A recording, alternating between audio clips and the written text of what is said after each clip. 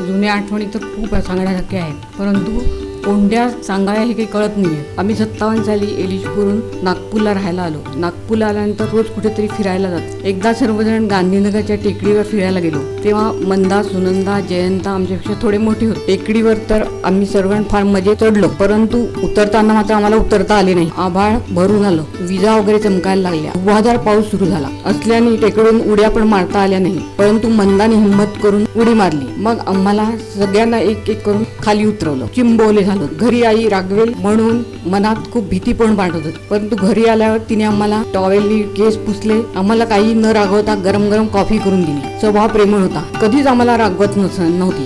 जुन्या आठवणीमध्ये एक आठवण म्हणजे 73 मधला आमचे बाळू काका, त्यांचं आमच्या सगळ्यांवर खूप प्रेम होतं.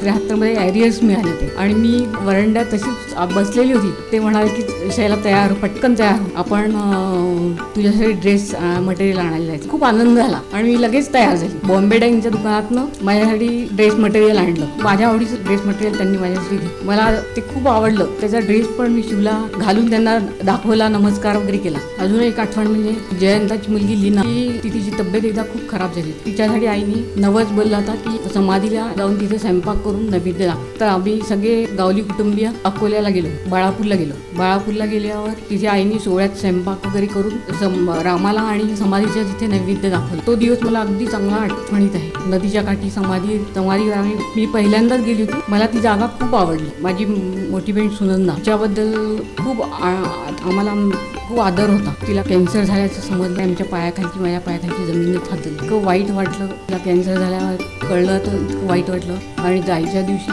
मी नाशिकला बदलून, मी तिच्याकडे बरेच दिवस होती. नाशिकला बदलून जायच्या दिवशी खूप काही ती माझ्याशी बोलली आणि तिने मला सगळं छान मार्गदर्शन केलं. तिचे शब्द अजूनही माझ्या कानात जशी तशी घुमतात. लहानपणी काकांना माझ्या हातचा चहा खूप आवडायचा. दुपारी जेवण झालं की रोज मी त्यांचं अंथरूण घालायचे. ते 3-3:30ला उठायचे, शैला तुझ्या हातचा चहा करून दे. त्यांना माझ्या हातचा चहा फार आवडायचा. जेवण झाल्यानंतर सुपारी, शोप सुपारी त्यांना अगदी लागायची आणि ती माझ्याच हातनं पाहिजे असायची. चहा पण माझ्या हातचा त्यांना खूप आवडायचा. चहा घेताना ते म्हणायचे, शैला तुझ्यासारखा चहा कोणीच करत नाही. खूप आवडीने ते चहा घ्यायचे. दुपारी काका दुकानातून आल्यानंतर आराम करायचे. सगळे मुलं खूप गोंधळ घालायचे. ते कधी कधी फार चिडायचे आणि म्हणायचे की हे पोरांना दुपारचीच वेळ मिळते का खेळायला. ते माझ्या घरी नाशिकला पण आले होते. ते आणि आई, काका आणि आई नाशिकला आले होते. तर त्यांना नाशिक खूपच आवडलं आणि आम्ही रोज इकडे तिकडे फिरायला जायचो. मला नक्की आठवतं त्यांनी एका दुकानातून एक दिवा घेतलेला होता. इतका सुंदर होता, नक्षीकाम वगैरे तिच्यावरचं आणि त्याचा शेप पण इतका छान होता.